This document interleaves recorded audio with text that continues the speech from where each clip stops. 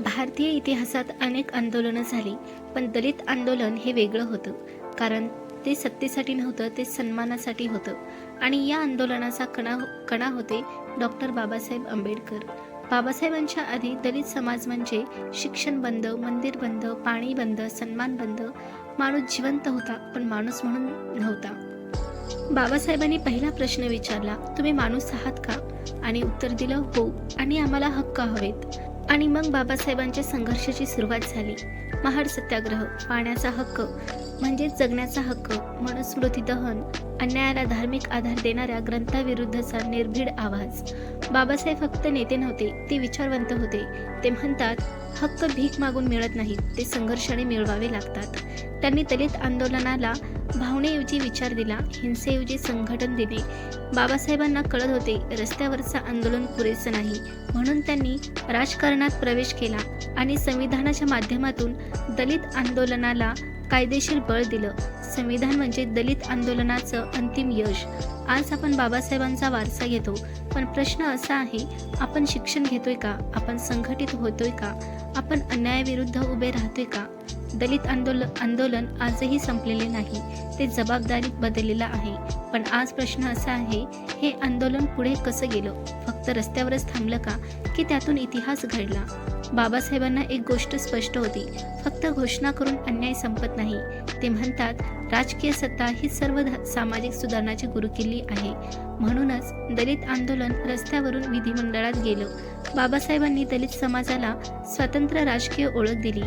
स्वतंत्र मतदारसंघाची मागणी, दलितांचा आवाज संसदेत, स्वाभिमानाची राजकीय भूमिका, हे आंदोलनाचं खूप मोठं पाऊल होतं.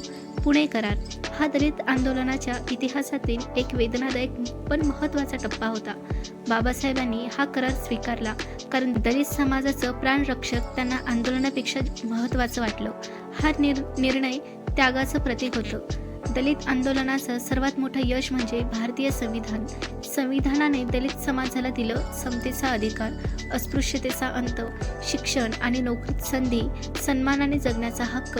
हे केवळ कायदे नव्हते, ते आंदोलनाचंच रूपांतर अधिकारात होतं.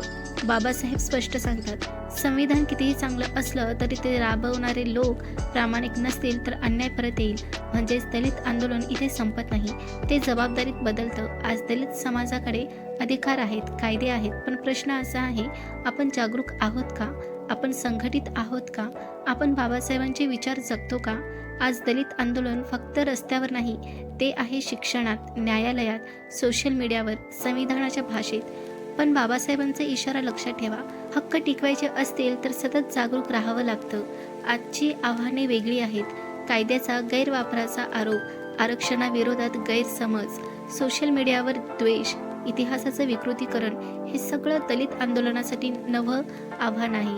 बाबासाहेब म्हणतात, माझ्या विचारांचे वारसदार तरुणच असतील. आजचा तरुण फक्त नोकरी करणारा नसावा, तो जागरूक नागरिक असावा. संविधान वाचा, कायदा समजून घ्या, चुकीच्या माहितीला प्रश्न विचारा, अन्यायाविरुद्ध उभं राहा. आज दलित आंदोलनाला हिंसेची नाही तर विचारांची गरज आहे. बाबासाहेबांनी दिलेले मंत्र, शिक्षण, संघटन, संघर्ष, हा आजही तितकाच लागू आहे. तो भारत असा असेल जिथे जात नसेल, भेद नसेल, भीती नसेल. तो भारत संविधानावर उभा असेल आणि मानवतेवर चालणारा असेल. दलित आंदोलन फक्त इतिहास नाही, ती जबाबदारी आहे आणि ती जबाबदारी आपल्या प्रत्येकावर आहे. बाबासाहेबांनी मार्ग दाखवला, चालायचं आपल्याला आहे. जय भीम, जय संविधान.